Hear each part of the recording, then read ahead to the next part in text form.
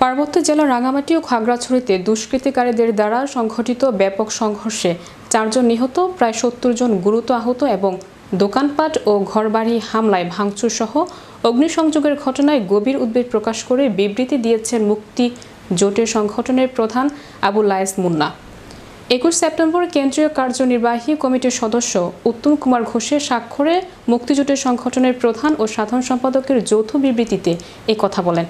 বিবৃতিতে আইন নিজের হাতে তুলে না নেওয়া এবং ধ্বংসাত্মক কাজে লিপ্ত না হওয়ার জন্য সবাইকে আহ্বান জানান তারা। সহিংসতার সব ঘটনার সুষ্ঠু তদন্ত ও দায়ী ব্যক্তিদের বিচার নিশ্চিত করার দাবি করে তারা বলেন, একটি শক্তিশালী তদন্ত কমিটি করে নিহত হওয়ার যথাযথ কারণ অনুসন্ধান করে ঘটনার সাথে সংশ্লিষ্ট সকলের যথাযথ শাস্তি সহ আহতদের সুচিকিৎসা নিশ্চিত করতে হবে সরকারকে।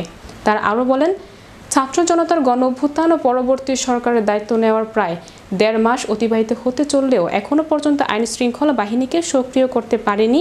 ফলে আমরা দেখছি ডাবি জাবি সহ বিভিন্ন জায়গাতে হত্যা, চুরি, ডাকাতি, ছিনতাই সহ অপরাধমূলক কর্মকাণ্ড বেড়েই চলেছে। তারা আরও বলেন, এসব সন্ত্রাসীদের কঠোর হস্তে দমন করতে হবে, এর কোনো বিকল্প নেই। হামলা ও রক্তাক্ত পথ অনুসরণ করে ষড়যন্ত্রকারীরা যাতে ফায়দা লুটতে না পারে সেজন্য দলমত নির্বিশেষে সবাইকে সজাগ থাকতে হবে।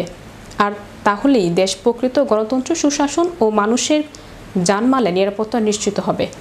খাগড়াছড়ি এবং রাঙামাটিতে জনগণের উপর হামলাকারী দুষ্কৃতিকারীদের অবিলম্বে গ্রেপ্তার ও দৃষ্টান্তমূলক শাস্তির আহ্বান জানিয়ে নিহতদের বিদেহী আত্মার মাগফিরাত কামনা সহ তাদের পরিবারের সদস্যদের সমবেদনা জ্ঞাপন এবং আহতদের দ্রুত সুস্থতা কামনা করেন তারা।